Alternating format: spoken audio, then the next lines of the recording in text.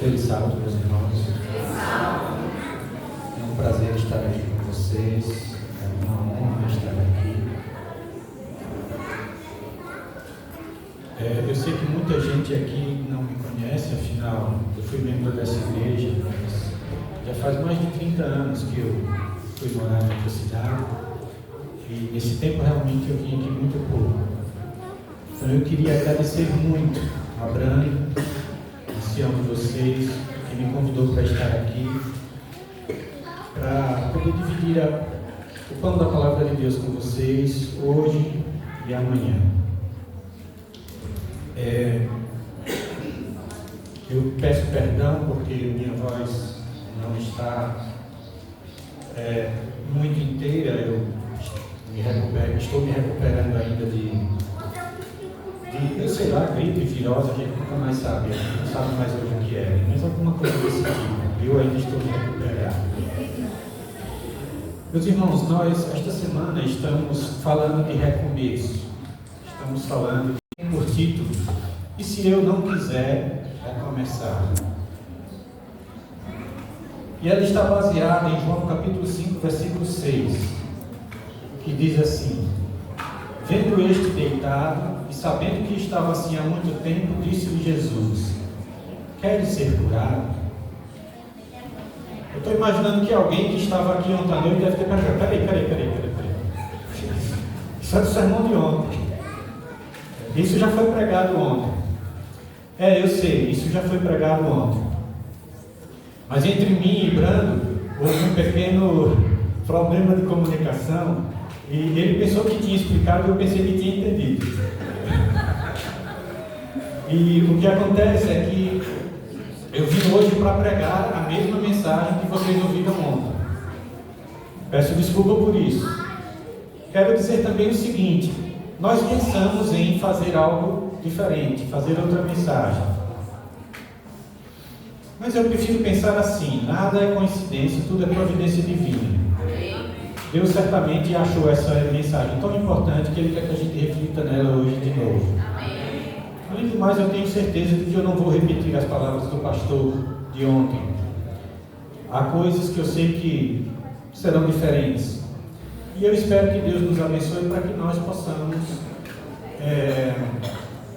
extrair destas palavras o máximo possível para que nós possamos ter, quem estiver longe, um retorno a Deus. Quem não estiver longe, um retorno a Deus a cada dia. Porque a nossa vida cristã se trata disso, voltar para Deus todo dia. Antes de começarmos, vamos fazer uma breve oração. Senhor Deus, nosso Pai, nós agradecemos por estarmos aqui nesta manhã de sábado. Agradecemos pelo cuidado do Senhor conosco. Queremos pedir que o Senhor nos abençoe, para que o pão da palavra seja repartido e todos saiamos daqui saciados do Teu amor. Em nome de Jesus nós te pedimos e agradecemos. Amém. Bem, todo mundo sabe a história do paralítico de Betesda. É uma história bastante famosa. Mas eu queria começar por outro paralítico. Antes de falarmos do paralítico de Betesda, eu quero falar de outro paralítico que os evangelhos trazem. Por favor, abram suas Bíblias em Marcos capítulo 2.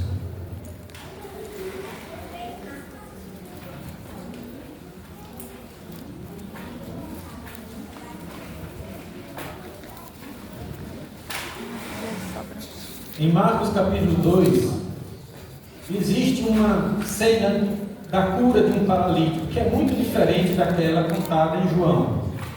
Veja, é porque são dois paralíticos completamente diferentes, em situações completamente diferentes. Nós vamos começar por aqui, capítulo 2 de Marcos, versículo 1. Entrando de novo em Cafarnaum, depois de alguns dias, souberam que ele estava em casa. E tantos foram os que se aglomeraram que já não havia lugar nem à porta, e anunciava-lhes a palavra. Jesus já estava tão famoso que para onde ele ia, multidões o seguiam.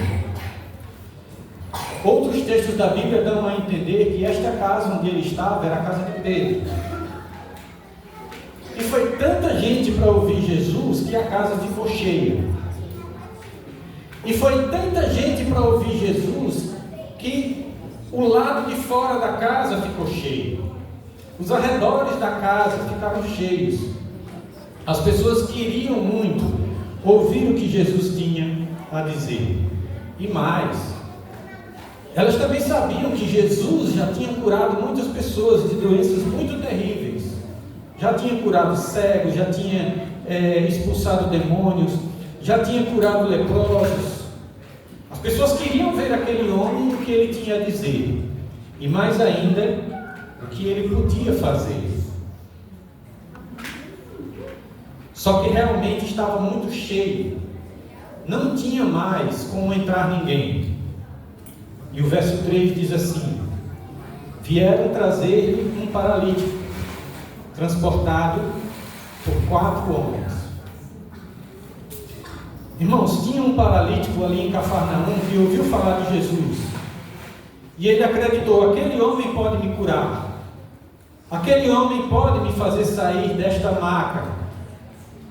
Naquela época eles não tinham cadeiras de rodas. Simplesmente não havia meio de fazer algo tão prático assim, pelo menos comparado ao que a gente... Uma pessoa paralítica ficava numa maca, de onde ela não saía nunca. No máximo podia ser carregada por amigos. Hoje nós temos cadeira de rodas, já há muitas décadas. Hoje nós temos cadeiras de rodas motorizadas. Hoje nós temos muitos recursos que podem ajudar pessoas com graves deficiências. Mas naquele tempo não. Naquele tempo aquele homem dependia de amigos. Aquele homem dependia de pessoas que o levassem até Jesus. E ele estava sendo levado por 4 amigos. Bem, eu gostaria de fazer um pequeno paralelo aqui conosco. Nós todos estamos aqui porque nós estamos buscando Jesus. Nós queremos encontrá-lo, nós queremos a cura que Ele tem para nos oferecer. A cura para os nossos pecados, a cura para as nossas dores, nossas tristezas, também cura para as nossas doenças. Às vezes não é fácil. Às vezes chegar até Jesus requer percorrer uma distância muito grande. Uma distância que nós não somos capazes de percorrer sozinhos. Mas graças a Deus, aquele paralítico tinha amigos. Ele não era sozinho no mundo.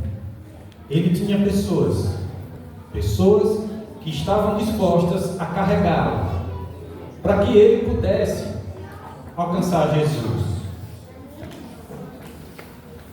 Eu quero dizer para você que está buscando Jesus e que acha difícil essa busca, que acha difícil se aproximar.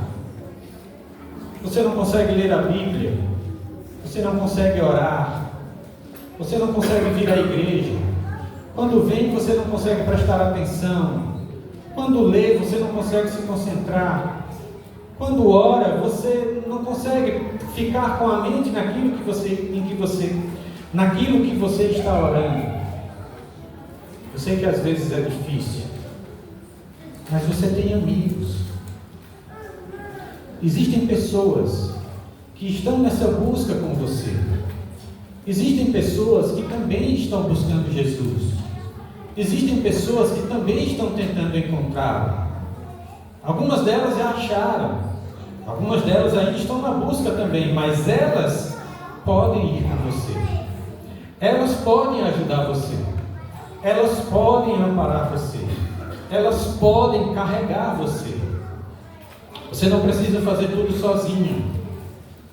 Deus deixou pessoas que o amam e que por amarem a Deus amam ao próximo e que estão mais do que dispostos a ajudar você nessa caminhada. Você não precisa ficar só. Busque pessoas que amam você, pessoas que amam a Deus, pessoas que amam a igreja, pessoas que amam Jesus, que amam a palavra. Busque essas pessoas elas não vão se negar a ajudar você, a amparar você, a carregar você, se for necessário. Continua a palavra de Deus.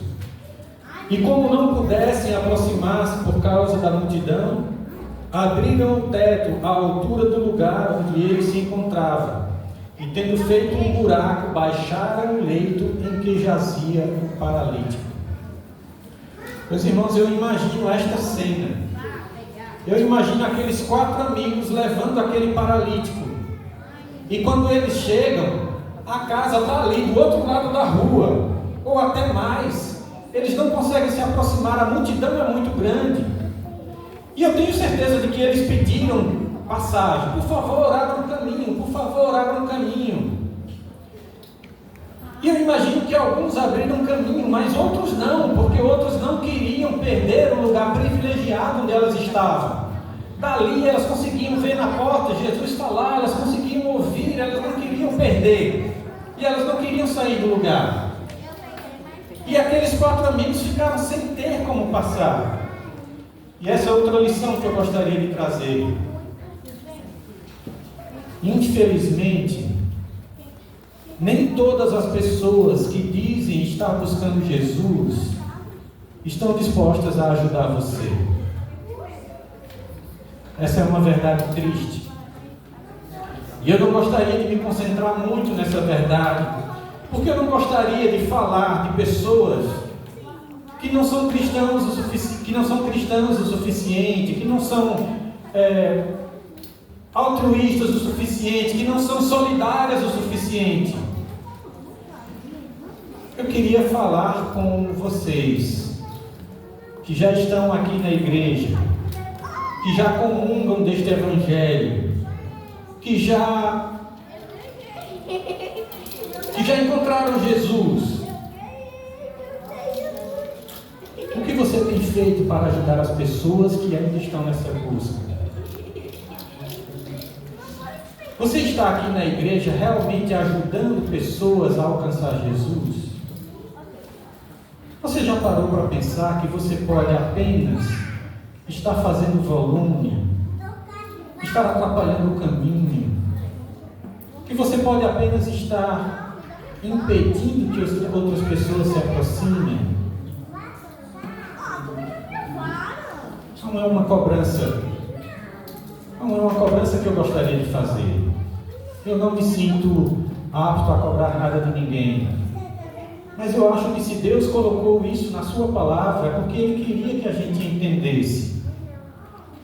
Muitas vezes nós estamos aqui, muitas vezes nós ouvimos Jesus, nós lemos a Bíblia, nós escutamos os sermões, nós vimos à igreja, mas muitas vezes nós somos obstáculos para outras pessoas, porque nós não amamos, porque nós não cuidamos, porque nós não nos importamos, porque nós não ajudamos. Meus irmãos, existem tantas pessoas lá fora que gostariam de se aproximar de Deus, mas quando elas se aproximam, o que acontece? Elas chegam na igreja e encontram indiferença. Ninguém se importa com elas, ninguém fala com elas, ninguém se aproxima delas.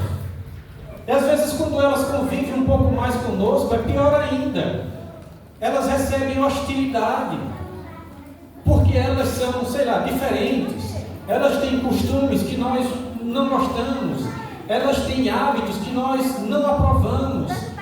E a pessoa está se aproximando de Deus, mas a gente quer que aquela pessoa mude. A gente quer que ela mude as roupas dela, a gente quer que ela mude o cabelo, quer que ela mude a maquiagem, quer que ela mude de namorado, de namorada, quer que ela resolva a vida dela, quer que tudo se acerte, porque a gente não quer aquela pessoa toda errada aqui no meio de nós. Você pode dizer, não, mas eu não sou assim. Tudo bem, você não é assim, graças a Deus. Mas me diga uma coisa: quantas pessoas precisam da sua atenção e você dá essa atenção a elas? Quantas pessoas precisam da sua ajuda e você dá a sua ajuda a elas? Quando alguém na sua igreja trata você mal, qual a sua disposição de perdoar? Qual a sua disposição de reconciliar? Muita gente que chega aqui descobre que entre nós existem disputas, existem mágoas, existem conflitos, existem rancores. E não é isso que elas buscam Jesus. Jesus é amor, amai-vos uns aos outros. E quando elas chegam aqui, elas encontram o contrário disso tudo. Quando uma pessoa encontra o contrário disso tudo dentro da igreja, ela está encontrando exatamente aquelas pessoas que estavam ali para ouvir Jesus, mas que não abriam passagem para quem precisava ainda mais do que elas. Mas aquele homem tinha amigos, e aqueles amigos não desistiram. E eu quero dizer para você, se você está buscando a Deus, se você busca Jesus, se você busca uma nova vida no Evangelho, e você tem pessoas, inclusive dentro da igreja, que estão atrapalhando essa sua chegada, saiba, você continua tendo amigos, você continua tendo pessoas que se importam com você, você continua tendo pessoas que amam você, e essas pessoas vão fazer o que estiver ao alcance delas, porque Deus colocou aquelas pessoas na sua vida, para que você se aproxime de Jesus. E foi o que aqueles 4 homens fizeram. Eles subiram pela casa, subiram por um vizinho, chegaram até o telhado, abriram o telhado, abriram um buraco no telhado, abriram um buraco na armação de madeiras e desceram o paralítico.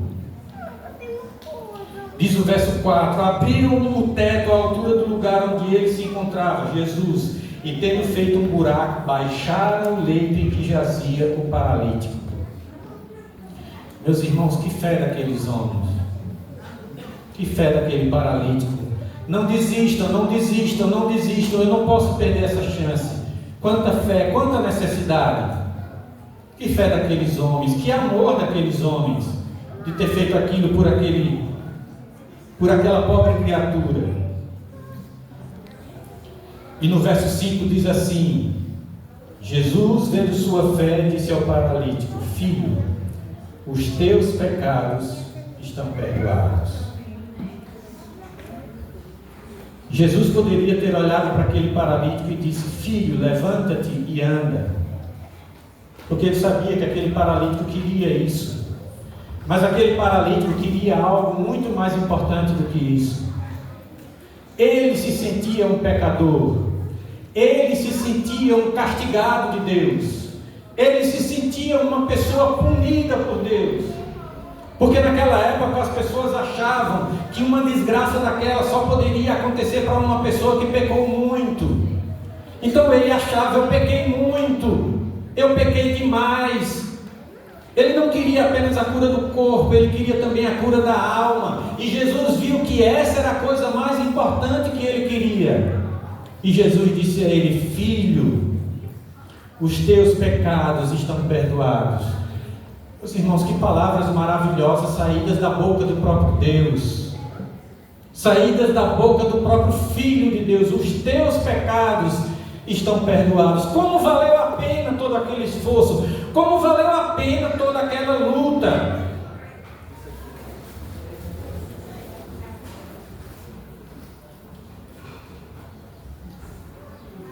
E eu quero dizer a você, eu sei que a vida tem muitas tristezas, eu sei que a vida tem muitas dores, eu sei que a vida traz enfermidades, eu sei que a vida traz provações, decepções e tudo mais. E eu sei que você busca a Jesus porque você quer a cura, você quer a restauração, você quer que a sua vida seja plena, você quer que a sua vida seja feliz. Jesus também quer tudo isso para você. Mas antes de toda e qualquer coisa, o que Jesus quer para você é perdoar os seus pecados. O que Jesus quer para você é restaurar a sua relação com Deus. Porque, como diz a Bíblia, o pecado nos separa de Deus. Aquele homem passou muitos anos separado de Deus, mas ele recebeu agora a cura mais importante de todas: os teus pecados estão perdoados. E vocês sabem que surgiu uma discussão ali. Havia fariseus, havia pessoas que eram os doutores da lei, eram os pastores da época, eram os padres da época, eram os rabinos da época. E eles disseram: peraí, esse homem aí dizendo que pode perdoar pecados, desde quando? Só Deus pode perdoar pecados. Vocês conhecem também isso. Até que Jesus, entendendo o que estava passando na cabeça deles, disse no verso 9 em diante: o que é mais fácil dizer ao paralítico: os teus pecados estão perdoados? Ou dizer: levanta-te, toma o teu leito e anda? O que era mais fácil para Jesus? O que era mais fácil para Jesus? Seus pecados estão perdoados, ou levanta-te e anda? Então ele disse: pois bem, para que saibais que o Filho do Homem tem o poder de perdoar os pecados da terra, eu te ordeno, disse ele ao paralítico: levanta-te, toma o teu leito e vai para a tua casa. O paralítico levantou-se e imediatamente, carregando o leito, saiu diante de todos, de sorte que ficaram admirados e glorificaram a Deus, dizendo: nunca vimos coisa igual. Meus irmãos, que coisa espetacular! As pessoas duvidaram de que Jesus podia perdoar pecados. As pessoas duvidaram de que Jesus podia restaurar aquele homem, a relação daquele homem com Deus. Não, esse Jesus aí está blasfemando, ele não sabe o que está dizendo. Aí Jesus disse: só para vocês saberem que eu sei o que eu estou dizendo, levanta-te e anda. Meus irmãos, é isso que Jesus quer fazer na sua vida. Antes de toda e qualquer coisa, Ele quer perdoar você dos seus pecados. Antes de toda e qualquer coisa, Ele quer restaurar a sua relação com Deus. Mas Ele também quer restaurar a sua vida, o emprego que você perdeu. Ele quer restaurar a relação do seu casamento. Ele quer restaurar a relação da sua família. Ele quer restaurar o seu filho que se desviou da igreja. Ele quer restaurar aquele familiar que está enterrado nas drogas. Sim, Ele quer restaurar essas pessoas. E Ele não só tem o poder de perdoar os pecados, mas Ele tem o poder de dizer: levanta-te e anda. Eu me lembro que o pastor Morris Venden, comentando este versículo, diz: e se o paralítico não tivesse fé? Jesus ia dizer: levanta-te e anda, e ele ia ficar lá. Meus irmãos, quando Deus diz haja luz, a luz surge das trevas. Quando Deus diz produza a terra uma miríades de seres viventes, a terra obedece. Não vai ser um corpo paralisado que vai deixar de obedecer. Jesus tem o poder de dizer para você: levanta-te e anda. E o seu corpo, a sua alma, o seu espírito, por mais abatidos que estejam, vão responder e vão levantar e vão andar.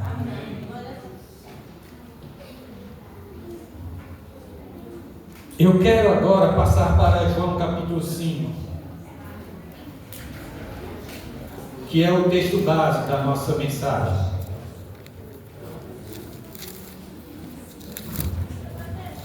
Em João capítulo 5, eu vou tentar ser breve, uma vez que essa mensagem já é bem conhecida de vocês.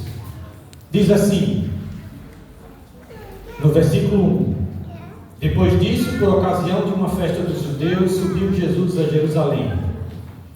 Existe em Jerusalém, junto à porta das ovelhas, uma piscina, que em hebraico se chama Betzata, ou Betesda, como na maioria das traduções, com 5 pórticos. Sob esses pórticos, deitados pelo chão, numerosos doentes, cegos, coxos e paralíticos ficavam esperando borbulhar a água. Porque o anjo do Senhor se lavava de vez em quando na piscina e agitava a água. O primeiro então que ali entrasse, depois que a água for agitada, ficava curado, qualquer que fosse a doença. Meus irmãos, essa é uma história bastante estranha. A gente não encontra algo assim na Bíblia. Que história é essa que vinha um anjo de Deus e se lavava lá e borbulhava a piscina? Veja, a casa Betesda. Primeira coisa que eu quero dizer é o que significa Betesda. Alguém aqui sabe? Ok. Betesda significa casa da misericórdia. Por que era a casa da misericórdia? Porque era a casa para onde iam os doentes, aqueles que desenganados, aqueles que não tinham mais chances, aqueles que os médicos não conseguiam mais curar. Lá era a última chance de misericórdia. Mas sabe o que é mais interessante? Aquela não era uma casa de adoração a Deus. Muitas pessoas já se debruçaram para entender o que era que acontecia aqui em Betesda. Os estudos mais completos, mais aprofundados, consideram que aquela era uma casa de cura pagã. Era uma casa de cura do deus Asclépio, ou Esculápio, que era o deus da medicina, na religião grega. Sim, porque em Israel havia muita gente de origem grega. Inclusive havia muitos judeus que tinham aderido à cultura grega. E aquela era uma espécie de casa dos milagres de uma divindade grega. Mas vocês sabem, nessas coisas sempre existe muito sincretismo. Assim como aqui a gente tem, nós conhecemos, existem, por exemplo, vocês veem lá em Salvador, a lavagem do Bonfim. As pessoas vão lá, tem missa, tem um bocado de cerimônias em que eles carregam a imagem do Senhor crucificado, Jesus Cristo, mas também tem a lavagem das escadarias, feita pelas mães de santos, filhos de santo, certo? Em que elas estão homenageando Oxalá, que para eles também é Jesus Cristo. Então há todo um sincretismo de religiões diferentes que mais ou menos se misturam numa mesma cerimônia religiosa. Muito provavelmente era o que acontecia em Betesda. Olha, Esculápio por aqui e tal, mas na verdade é o anjo do Senhor que vem e agita as águas. Aqueles tanques de Betesda eram muito profundos, chegavam a 13 metros de profundidade. Provavelmente recebiam água vinda do subsolo, e essa água às vezes se agitava, e as pessoas acreditavam que era o anjo de Deus. Os que acreditavam no anjo de Deus. Outros acreditavam que era Esculápio, e todo mundo corria para lá para chegar antes. E o primeiro que chegasse era curado. Entravam 5, 6, 10, 15 de uma vez. Quem foi o primeiro? Ninguém sabe. E essa agonia se perpetuava dia a dia, e ninguém sabia qual era o dia em que o suposto anjo ia novamente agitar aquelas águas. No versículo 5, encontrava-se aí um homem doente havia 38 anos. Meus irmãos, 38 anos atrás eu tinha 15 anos de idade. 38 anos são uma eternidade. Aquele homem estava doente havia 38 anos. Jesus, vendo-o deitado e sabendo que estava assim havia muito tempo, perguntou-lhe: queres ficar curado? É uma pergunta estranha, né? Eu tenho certeza de que o pastor ontem falou disso, da estranheza dessa pergunta. Com licença.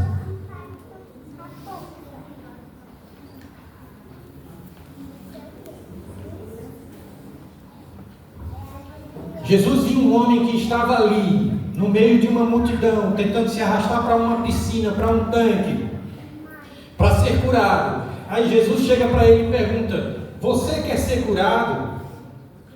A Bíblia tem vários diálogos estranhos, vários diálogos engraçados. Mas eles são apresentados de uma forma muito respeitosa. E nós, quando comentamos, costumamos comentar de uma forma muito respeitosa. Mas às vezes eu fico imaginando um jovem, um adolescente lendo isso aqui, né? E eu fico imaginando na cabeça de um... Talvez, eu sei de pessoas que pensariam isso. Eu no lugar daquele paralítico, olharia para ele e diria: não, eu estou aqui porque eu acho divertido. Eu acho muito divertido ser pisoteado aqui por esse monte de gente, toda vez que eu tento me arrastar para a piscina. Certo? Chega a ser tragicômico que ele recebesse uma pergunta daquela. Mas sabe o que é que acontece?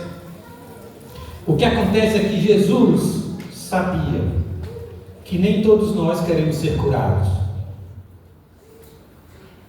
E ele queria que aquele homem examinasse o seu coração e no seu coração pensasse: eu realmente quero ser curado. Você pode dizer, como é que ele não queria ser curado? Como poderia um homem daquele não querer ser curado? Nós já vamos chegar lá. Vou continuar a leitura, que diz assim: respondeu-lhe o enfermo: Senhor, não tenho quem me jogue na piscina quando a água é agitada. Ao chegar lá, outro já desceu antes de mim. Disse-lhe Jesus, da fala de Jesus, ele diz: sempre chega alguém antes de mim. E aqui é onde eu quero fazer um contraste entre esse paralítico e aquele outro. O paralítico do Evangelho de Marcos tinha amigos. O paralítico do Evangelho de Marcos tinha quem o ajudasse. Esse homem não tinha ninguém. Ele não tinha filhos que estivessem lá para ajudá-lo. Ele não tinha irmãos. Ele não tinha irmãs. Ele não tinha esposa. Ele já era velho. Ele não tinha pais. Ele era sozinho neste mundo. E sabe quando o paralítico de Marcos tentou entrar na casa e aquela multidão não deixava entrar porque ninguém queria perder o seu lugar privilegiado perto de Jesus? Aqui era pior. Quando a água se agitava e ele tentava se arrastar para lá, quem podia corria na frente e pisoteava. Ele era pisoteado, literalmente. Ele e vários outros que em situações graves como ele eram pisoteados porque as pessoas não estavam dispostas a ajudar. Cada um só estava buscando a sua própria cura. E eu quero dizer para você, nesta manhã de sábado, que talvez você se sinta sozinho. Talvez você não tenha amigos. Talvez você não tenha irmãos. Talvez você venha para a igreja e não se sinta acolhido. Talvez você venha para cá e não se sinta amado. É possível. É possível que isso aconteça. Mas eu quero dizer para você, mesmo que você não tenha ninguém, nem dentro, nem fora da igreja, para ajudar você a se aproximar de Jesus, Jesus vem até você. Amém. Mesmo que você esteja só e abandonado, Jesus não vai deixar você só e abandonado. Jesus teve misericórdia daquele homem, porque de todos ali ele viu que era o mais necessitado, e foi ao mais necessitado que ele foi curar. Disse-lhe Jesus: levanta-te, toma o teu leito e anda. E imediatamente o homem ficou curado. Amém, glória a Deus. Que milagre maravilhoso, que milagre espetacular. De todas as coisas que nós podemos aprender aqui hoje, eu espero que essa seja a mais relevante para você. Não desista. Não desista. Por mais que você se sinta sozinho, não desista. Por mais que faça muito tempo que você está sozinho, não desista. Por mais que façam 38 anos que você está doente, não desista. Jesus vai olhar por você. Jesus vai curar você. Jesus vai restaurar você. Porque é isso que Ele faz. E por que Ele perguntou para aquele homem se ele queria ser curado? Eu vou dar para vocês a ilustração de um caso real. Eu faço terapia com regularidade. Eu não tenho uma saúde emocional muito boa. Então eu tenho uma terapeuta que me atende frequentemente. E eu aprendo muitas coisas com ela. Uma vez ela me contou uma história de um mendigo. Porque ela não só atende pessoalmente, mas ela já fez muitos atendimentos, vamos dizer, de ordem social. Ela trabalhando para algum órgão público que atendia pessoas necessitadas e que não podiam pagar. Eu acho que todo mundo aqui já viu alguma pessoa na rua pedindo esmola, pedindo ajuda, e que tem aquelas feridas horrorosas na perna, ou no braço, no pé. São feridas pavorosas, gigantescas. Ela estava cuidando de um caso assim. Um senhor que há muitos anos pedia esmola nas ruas e tinha aquelas feridas horríveis, aquela ferida horrível. E para que aquilo se resolvesse, ele precisava de muita ajuda, precisava de ajuda de medicamentos, precisava de abrigo, precisava de banho, precisava de aconselhamento psicológico, precisava de dinheiro. Havia uma equipe multidisciplinar trabalhando pela cura daquela pessoa. E aquilo foi funcionando. E ele foi se cuidando mais, foi ficando melhor. Aquela ferida foi regredindo. Ele foi se aproximando de uma cura. Até que um dia, quando já estava bem perto, quando aquela ferida já estava bem pequena, aquele homem abandonou todo o tratamento e todo o atendimento. Abandonou, não quis mais. Voltou para a rua, voltou para as esmolas. Por quê? Porque ele não queria ser curado. Por que ele não queria ser curado? Porque uma pessoa que recebeu a ajuda de tanta gente não queria ser curada. Porque aquela pessoa já tinha se identificado tanto com aquela vida, com aquele corpo, com aquele modo de existir, degradado, destruído, corroído, que ele era aquilo. Ele não conseguia se enxergar diferente daquilo. Ele não conseguia se enxergar um homem são. Ele não conseguia se enxergar um homem capaz de cuidar de si mesmo. Ele não conseguia se enxergar um homem que não dependesse mais das outras pessoas. Para ele se sentir ele mesmo, ele precisava ser aquele coitado. Ele precisava ser aquele mendigo. Ele precisava ser aquele doente. Ele só sabia ser isso e ele não queria ser outra coisa. Meus irmãos, foi por isso que Jesus perguntou àquele homem: você quer mesmo ser curado? Porque o que eu tenho para você é uma mudança de vida completa. Eu não vou curar apenas o seu corpo, eu vou curar a sua alma. Você quer isso de verdade? Meus irmãos, eu já passei por isso. Eu já passei por situações de doença, em que eu pensava, se eu melhorar, eu vou ter de assumir as minhas responsabilidades. E isso é muito difícil. Às vezes é muito difícil assumir as nossas responsabilidades. E é por isso que às vezes a gente tem medo de ser curado.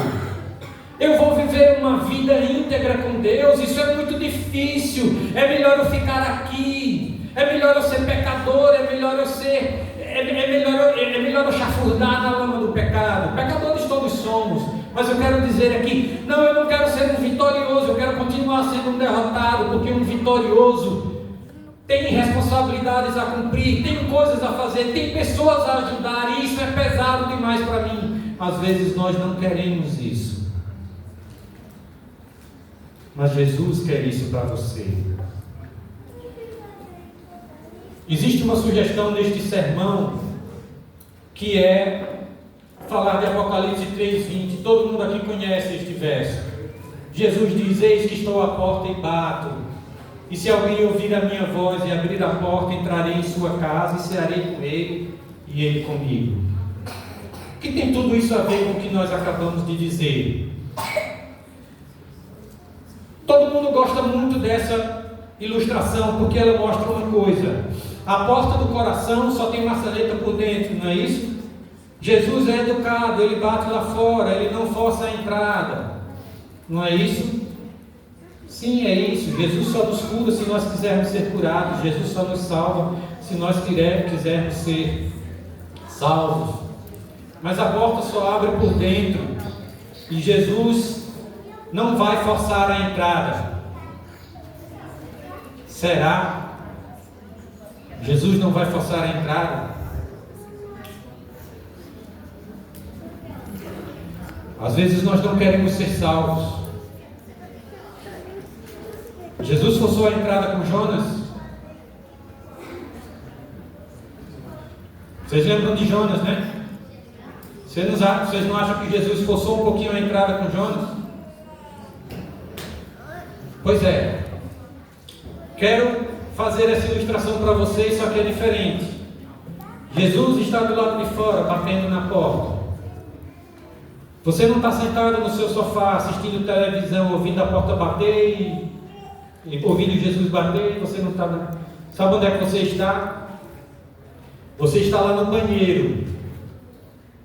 O inimigo veio, amarrou você, pés e mãos para trás, jogou você dentro da banheira.